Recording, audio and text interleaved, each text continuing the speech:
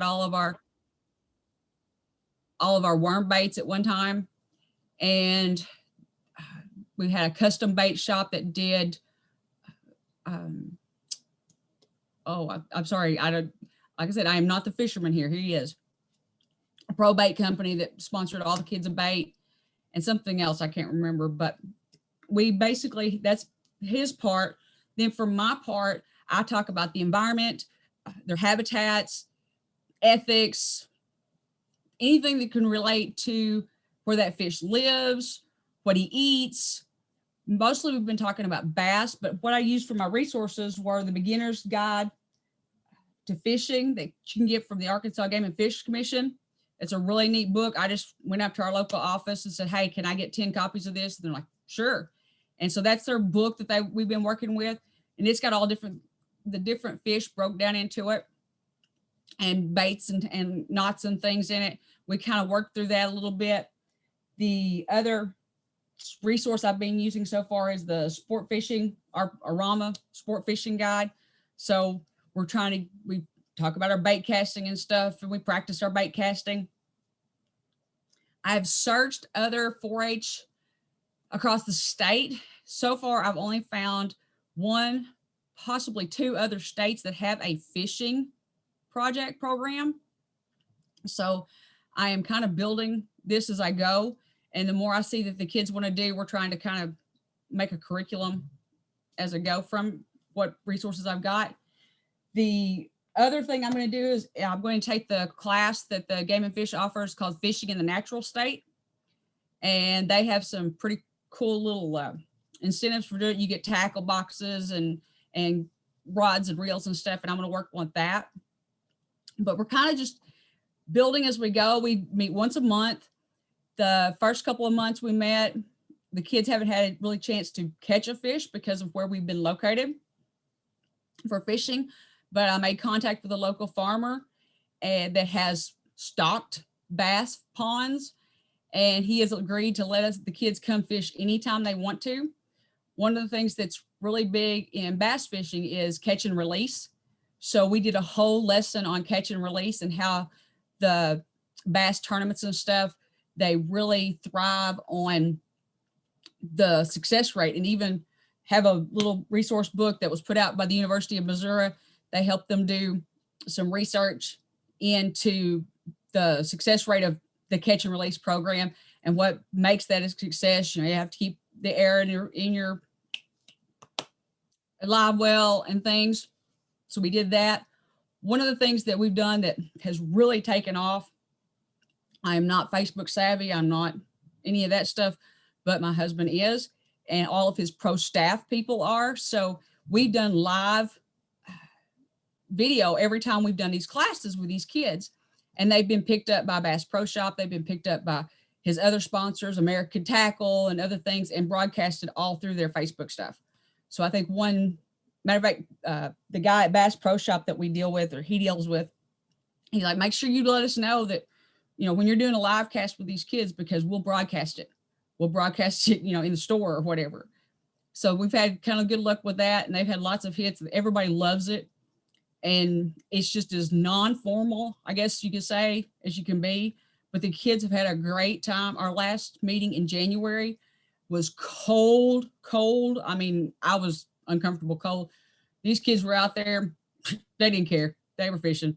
They did. I mean, nobody, not one person. Matter of fact, they still want to know, why can't we just stay? I'm like, no, time's up. It's time to go home. Everybody ready to go home. So that's kind of what we've been doing. Awesome. Are there any specific questions for Valerie that anybody would like to ask? Hey, Valerie, how did you get around the insurance on putting like kids in boats? Because that's been our issue. We bank fish. You bank fish. You don't do any kind of competitive fishing or anything like that? Eventually, that's what I would like to do with the kids. And we've had some of his sponsors and stuff. Hey, are you going to get a team out there? Are you going to do this? And baby steps. But yes, eventually that would like to. And that's where we're at. We have good teams and we're at that, but I can't put them in a boat. So our insurance at all doesn't cover the boats? not as Jesse's working on that. But I do know that Jesse is working on getting some more fishing curriculum together. He's working on some things with the outdoor skill stuff. So I will say that when it comes to the state curriculum side of things, and I don't know the status of that, but he is working on getting some more fishing club resources for that to come out. I think I've heard him in the office say that that's coming out this year, but don't quote me on that. I know he and I have worked on some stuff together on it.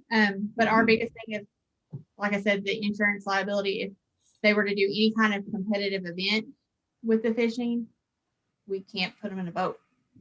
And you don't competitive fish off the bank. Unfortunately, but now COVID has changed that though, Brandy. There have been several nationwide competitive fishing competitions. It's bank fish only. Our And kids pay ran money off, out too, big money. our kids in Randolph County now, they do competitive fishing, but most of their parents have their own boats. So in order to do competitive fishing, your boat has to have so much insurance on it. It has to be a 17-foot boat, and it has to have so much insurance on it. And that covers the kids when they do competitive fishing on our end, because they usually have a boat captain, which is usually their parent or someone that they know. And that's how we've been doing ours. We only do competitive fishing. Well, see, So that's on the parents and the volunteers, do you make them background check? I'm assuming that hasn't been an issue yet because it's not a 4-H event. It's other events. So the whoever they sign up through the event, it's not something we sponsor, but our kids do competitive fishing. So it's like most of the time what they do is it's different organizations, the youth fest, I can't think of the name of it, and you have to fill out a paper for them. The parents do, and the boat captains and all them have to do that through their event. one of the things that I'll say that about our program, my kids, there's not a lot of money here. And so none of my kids have a boat. None of my kids have fishing families. We have. So that's with the other thing with my group. Some of ours don't, but I have a great group of volunteers that we could call up anytime, that we have called up, and they take certain kids out when the parents give them permission or whatever. So they have their own boat that covers everyone in the boat as far as insurance. So that's how we've gotten around some of the kids that don't have boats, is we have volunteers that use theirs. Yeah, we'll get with Jesse and we'll figure out how all that insurance and stuff works, and make sure that we can we're covered with all that, especially if we're doing some 4-H club events with that. So, are there any other questions? I have a question for Valerie.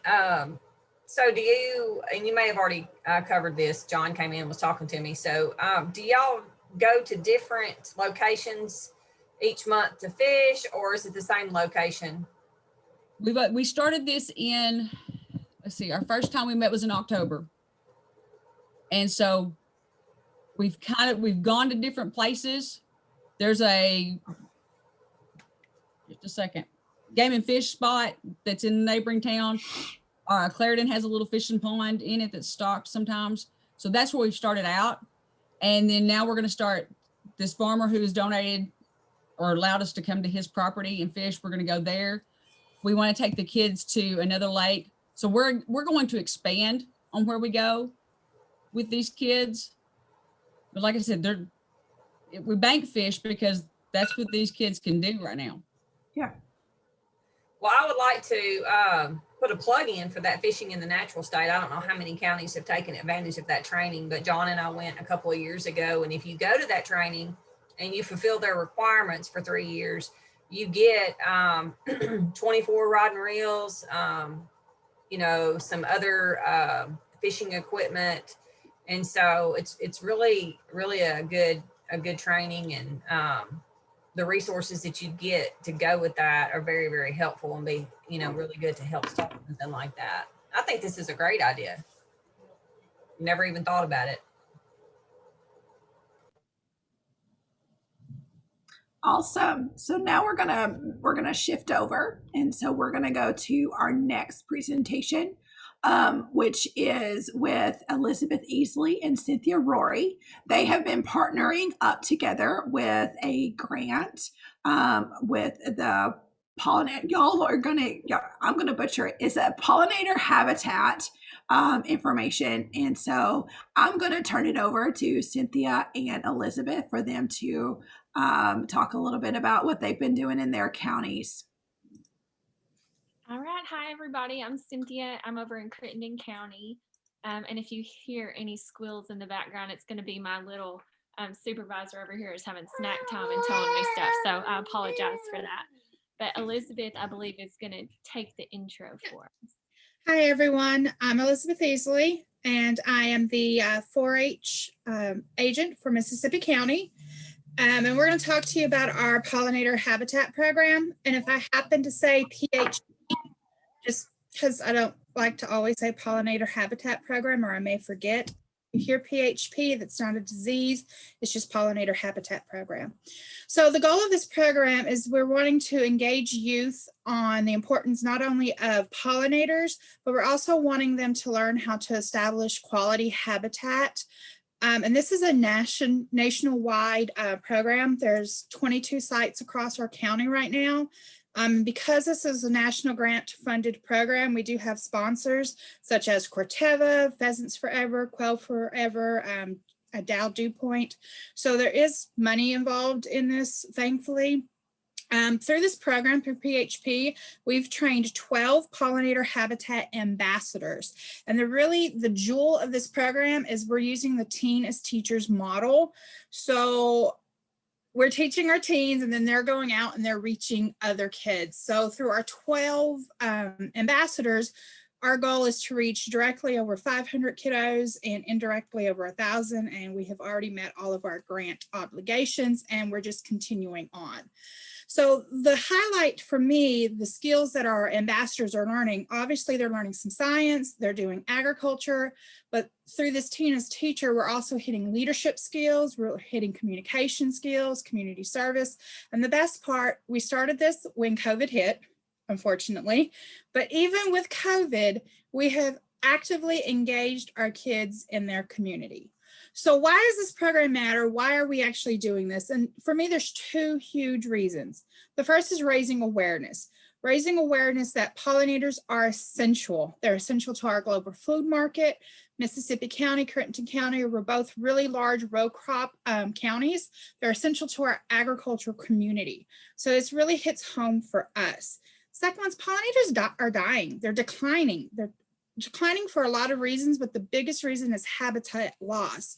So our ambassadors, this whole program, the second main goal is we're creating these advocates. And through this advocacy, these kids are going out and creating habitats for our pollinators. So we're planting native flowers. Each child who goes through the program will get a trowel, a package of wildflower seeds, and a little 4-H bag, so they go home and they can plant flowers in their garden. Because as we found out, humans are creating food deserts for our pollinators, and those food deserts are manicured lawns. So simply adding flowers to your lawn is creating that habitat for our pollinators. And I feel that this program is a great example of one of my favorite quotes from Margaret Mead.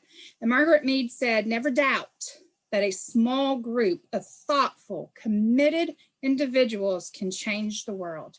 And in fact, it's the only thing that ever has." So our kids are changing their world one child at a time. So now Cynthia is going to talk to you about how we actually trained our ambassadors. And Cynthia and Everly. Yes. So this program is so much fun. Elizabeth did a great job of explaining it to y'all. I have really taken an interest because it's been really informative. This program has energized our kids and energized us. So the requirements for the kids were they needed to have 10 hours of training before they could go out and start teaching the program. And so they could get that through any avenue that they preferred. So they could go out and find resources and share it back with us and teach us. Or we also had weekly meetings, which were really easy during the summer. They were weekly at 2 o'clock, the same day, same time. And we had experts come in. So let me see if I can share my screen real quick with you all so y'all can see. So the slides can y'all see those? Okay.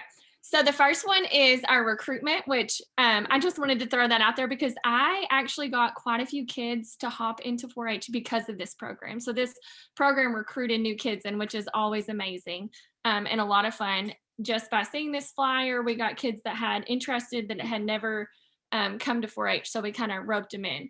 The other picture is our workshop schedule. So we had these weekly Zooms, and I went out and invited experts to come speak to our kids. Now this grant is throughout the US. I can't remember how many partners there are in it, but a lot of them were having difficulty saying they couldn't do it because of COVID. They can't train their kids. They couldn't do anything. And we did not want that to stop us because we were so excited with our momentum, excited with our kids that we wanted to keep going. So I started reaching out to experts through Facebook, through emails, just Googling pollinators. And we found some amazing experts that without Zoom, we would have not had the opportunity to visit with them because they were across the country and they got to come in and teach our kids. So you can see a few of our experts are listed on there. We also had additional ones after this. I wanted to make sure, because this topic can actually get really controversial, especially in our area because of the row crops. So I wanted to make sure that all sides were equally represented so our kids could draw their own conclusion.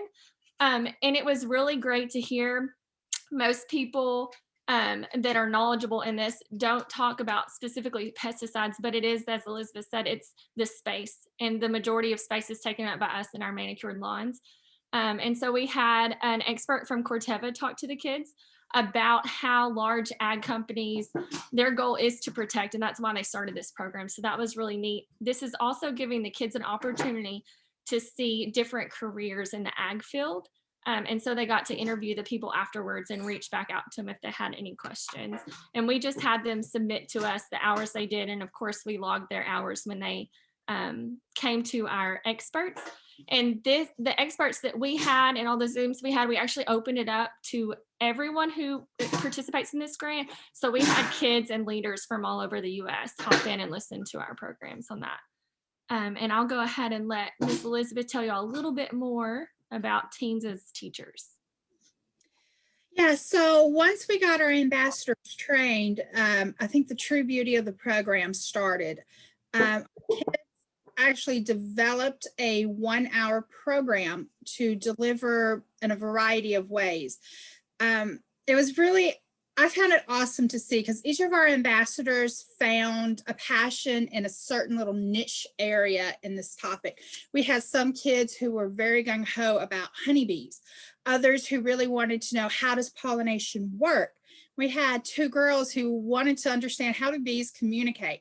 So through all these different interest levels, they created different activities and meshed them together and actually developed what we would call a lesson plan. And just to kind of give you some of the ideas, the girl who's really interested in pollinators, you know, she takes a flower model and she gives the kids a bag of Cheetos and she gives them a coloring page and tells them to color while she's telling them how pollination works. And the whole idea is that pollinators are not out to pollinate the flowers. They're out to eat. So as the kids are coloring, they're not allowed to lick their fingers. So they will inadvertently pollinate their coloring sheet. And this is a good example, hands-on example of how pollination works. We have 2 girls who actually came up with their own little waggle dance. So when we're dealing with younger kids, they actually will teach the younger kids to do the waggle dance, and it's really funny to see teenagers dancing with little kindergartners, 1st graders, and 2nd graders. Kids really have gotten behind story times. Libraries have gotten behind us where they've recorded pollinator books and were able to reach an audience that way. Some of the kids have got behind the STEM bee box. So we have all these different activities and ideas, and depending on which of our ambassador is leading the program will depend on which activities are given. So just to kind of give you some idea of where our teens, our ambassadors have taken the PHP program, we did virtual Cloverbud Day Camp over the summer. They've done virtual pollinator workshops.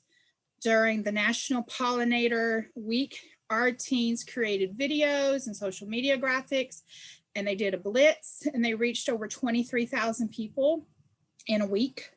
One of our youth were recognized, selected on a national level to do a national radio media blitz about pollinators, and she reached over 13 million people in one day. That girl came in at 6 o'clock to our office and stayed to 12 o'clock, and she just did radio interview after radio interview after radio, like 15 back to back.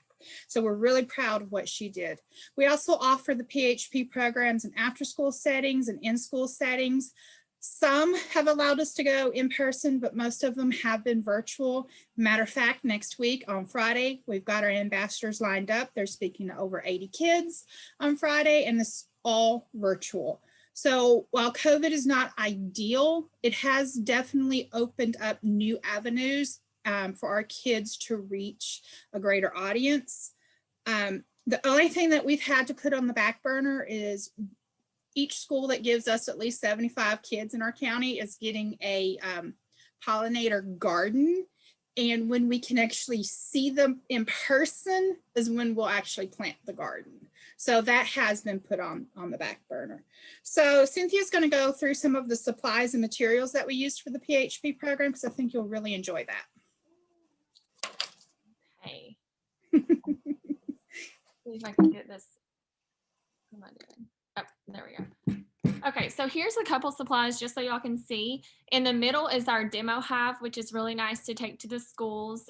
We can talk about hives in the frames, and then each frame talks about different things that the honeybees do as a society. The picture on the left is the honeybee challenge, which is really fun. It's great for older friends, but we've actually done it with younger ones as well. I think the youngest we've done is kindergarten, and it's a great tool to show how pollinators work, what the waggle dance does, and how they get pollen from one flower to the other. And then on the far right is some swag that we got thanks to this grant. So every kid that we speak to gets a seed packet of native seeds.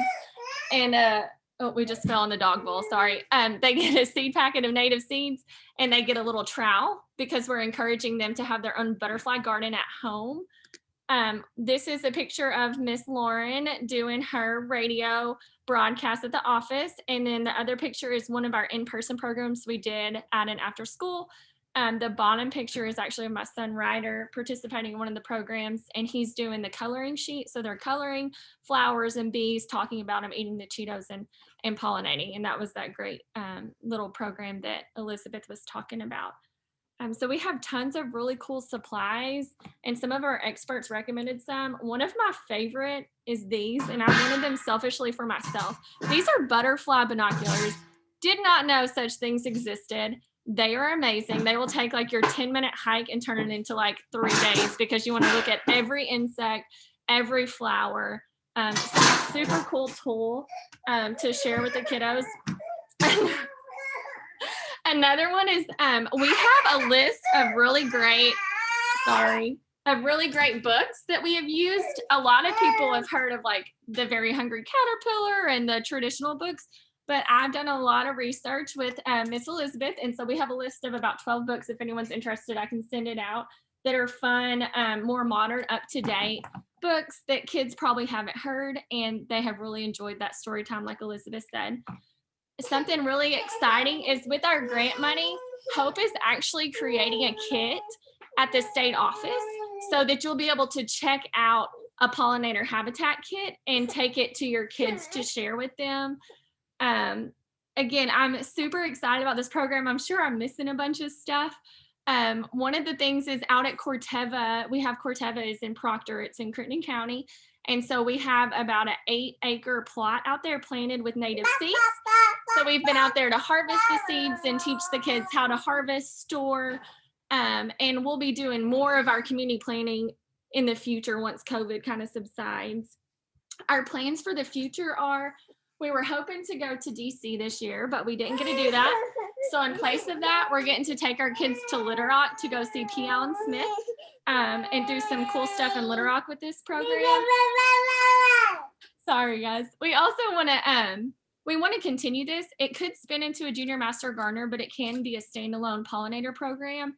And like Elizabeth said, we're going to have those raised bed programs or beds at the schools. And so we can easily continue those programs there with them. Another thing that has been really exciting for me is the majority of our ambassadors are females, which means we are increasing women in ag. So that's a huge, huge improvement for us and pretty impactful. So I'm pretty excited about that. Does anyone have any questions, or Elizabeth, is there anything else we should? I think you covered it all. Good job, Cynthia. I showed the pictures, right? I think I showed all of them. I might have had more, but yeah, that was that.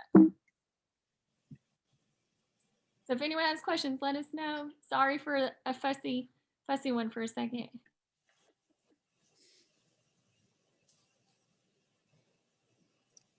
Are there any questions? I do see in the list that people are asking for those list of books. So Cynthia, if you'll you can send it to me and I can post it in the Teams, or you can just post in the conversation of Teams.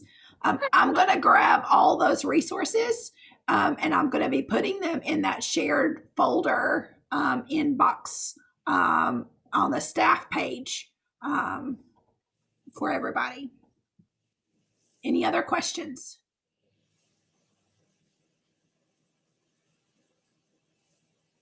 All right. If there's no other questions, I'm going to turn it over. One real quick about Yes. those binoculars that she had for if she can share that info or share it with you and then put that in the Teams conversation. That was interesting because I think a lot of parents would be appreciative if we could find a way that their kids want to go out and hike more and get off the video games. Yeah, any resources that y'all want to share, send them, either post them in the Teams. Anybody can post those resources in there. So feel free to use that team as a sharing resource, and I'll grab whatever is there and I will put those in that folder structure that's already there. So use that as everybody's there. So use that as your dumping ground to share out with everybody. All right. So if no other questions, I'm going to turn it over to our last presenter, Miss Harley Haney. She is in Greene County, and she is going to talk a little bit about their teaching garden that they have up there. So Harley. Hey everyone, I am Harley Haney from Greene County. I'm 100% 4-H, and it was 2019. I was approached by some 4-H leaders and master gardeners about starting a youth teaching garden here in Greene County, where we partnered with our 4-H and our master gardeners, where they came together and worked on this. And so we sat down and we planned out a full year of activities. We got through 2 months of those before COVID shut us down and we had to change how we did things. So before I get into that, I'm going to share my screen. See. Can y'all see that? Okay, so what we did is we started last January and we had a first face-to-face meeting with the kids just to kind of get an idea of what it was going to be. We learned a little bit about composting, where we had one of our 4-H'ers come and talk, because that is like what her project is, what she gives talks on. And we had over 30 kids at that meeting. Moved into February. We had some people come in and talk about the almanac and planning with the almanac. Still had a huge turnout for that. And after that, we did not get to have a March meeting. So we kind of shut things down and tried to figure out what we could do to keep this garden and program moving forward. And we did, for the months of April and May, we did virtual scavenger hunts, and they could go and take pictures of flowers, plants, weeds. They could identify them if they knew how to identify them. If they didn't, they could put it on there. And we had a box folder created that was shared with 4-H families and master gardeners, and master gardeners could go in and identify that plant or weed or flower, whatever it was, insect, for the 4-H'ers. And so we did that for 2 months. In June, we got to start building our raised beds. As you can see, we had kids They came together. We did, to keep it under COVID guidelines, we did one family at a time could be there. So we scheduled times. We worked with the families. What worked for them is how we did that. We got to build the beds. We got to fill them with dirt. Kids got to plant what they wanted. And we continued through the summer doing that. We were there every Tuesday and Friday for a couple different hours. And they would come pick the vegetables, pull weeds. They would water, all of that. They took vegetables home with them. And then once we started producing more, the kids actually got to donate what they picked from the garden back to local places in need, such as our mission outreach. We have a little free food pantry here at the police department we could take it to, and just different places around Greene County that needed that stuff. So that was a really cool project for them. We also had created a video on grow lights that he's a 4-H volunteer and master gardener. He came up here and recorded it. We sent it out to the families and they got to start, we provided them their own grow kits where they could do it at home as well. And you can see the bottom picture here of the 2 little girls. Those are tomato plants that they started from their own grow lights. So that was really cool for them to get to do. In July, our master gardeners, they built a compost bin out at the teaching garden for the kids, and they got to come later that month and paint it. And those kids had a blast painting. I think they had more paint on them than the compost bin did, but they had a blast being able to just paint it however they wanted to on that. We were funded. We applied for the Janet B. Carson scholarship from County 76. And so we were granted that scholarship and that funded our whole year's worth of work. We did the soybean science challenge and planted the edamame soybeans. And so they got to watch them grow. We picked them and they got to take them home with a recipe to cook for themselves. I'm trying to think what else we did. We ended it in September where they got to collect seeds and save them to be planted in their garden at home next year.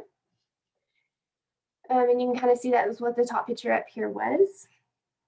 But overall, despite COVID, I think we had a really successful year. We actually just set our idea of what this year is going to look like. And so we have every month we're going to try to get together with families and do some type of activity with them out at the garden, whether it be planting. We're going to try to do one over flowers. We're going to do scavenger hunts with them and all kinds of stuff like that throughout the year. So that is all I have. If y'all have any questions.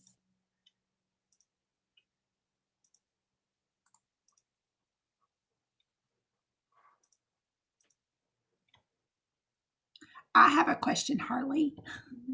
Do you mind sharing either your plan from last year or what your plan is for this year of what your lessons are, just to kind of give people an idea of what you can do with a garden? Yeah, I Just to can. kind We had a really detailed one last year, and like I said, we only got through like 2 months of that before we kind of got shut down. This year we've left it a lot broader. That way we can kind of roll with whatever COVID throws at us. But yeah, I can post that in Teams or send it to you or something like that. Yeah, just as an example for people to utilize. That would be great. Thank you. Does anybody else have any other questions?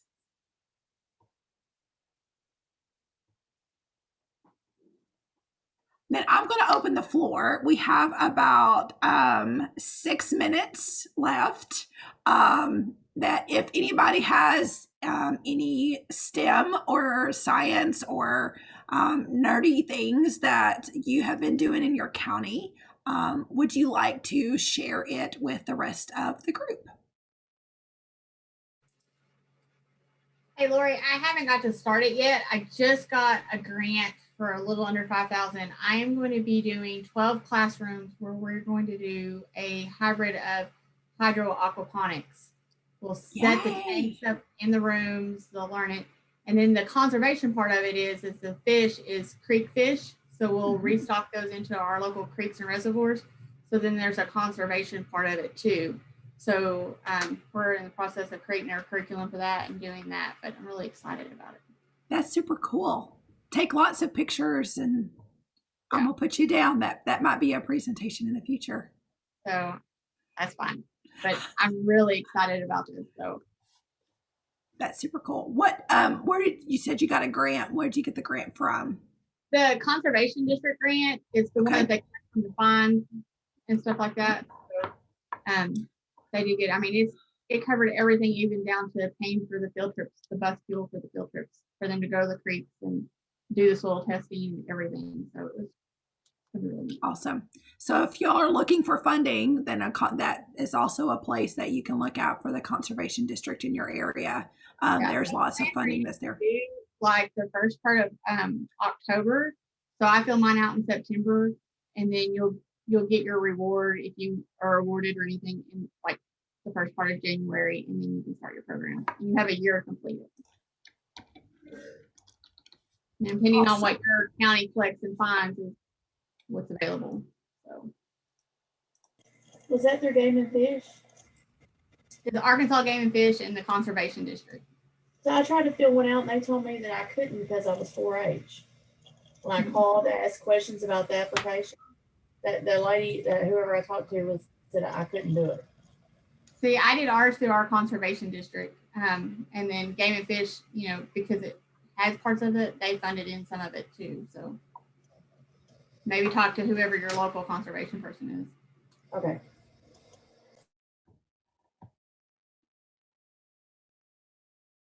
Anybody else have anything that they'd like to share? Now it's like a brainstorming time to throw out there that they would like to that they're doing or put on the spot.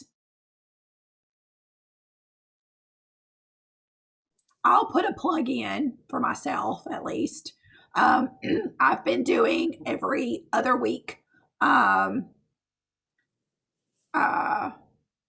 Snacks and Science. It is over Zoom. It's a series, it's kind of a series. Here lately, we've been kind of doing standalone lessons. I'm getting ready to do another set of series, but it's just a little 30 minutes. It's kind of aimed at 4:00 on Tuesdays. I did one yesterday afternoon. And so the next one will be in 2 weeks. Alicia has been on with me before with her son. And so I know Jessica's got a family that has been attending with me here lately as well. So that may be something as well, that if your family is something that I've been doing, I'm going to continue to do for a while, at least until summer, just until Snacks and Science just come in every other week, 4:00 on Tuesdays for about 30 minutes. I try to send out the supply list ahead of time. Sometimes I'm earlier than others. But then I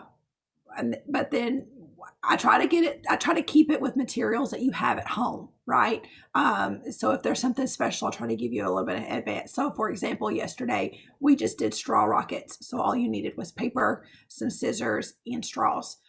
So then we just did straw rockets and talked about aeronautics. And the week before that, we made paper airplanes and talked about the scientific experiment and things like that. So if you are looking for something, or your kids are kind of looking for a little something there, that might be scientific minded, we're just doing things. It's not super hard. I'm kind of gearing it for a little bit of a younger generation, just because that's the audience that has been logging on with me. But we've got that. So yeah, we're going to be doing that for a little bit while, for at least until summer. So we'll see how that goes. So if you have got that, feel free. I'm going to try to get some graphics out, be looking in the weekly news, weekly announcements that we have on Fridays.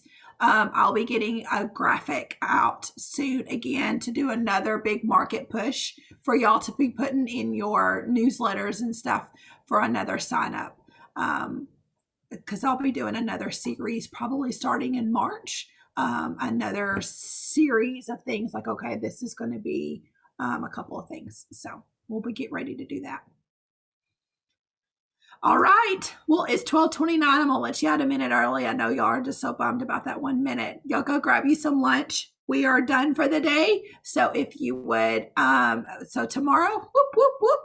So tomorrow we will be joining together, and we'll see y'all tomorrow. Bye, everybody. Bye. Thanks, Lori.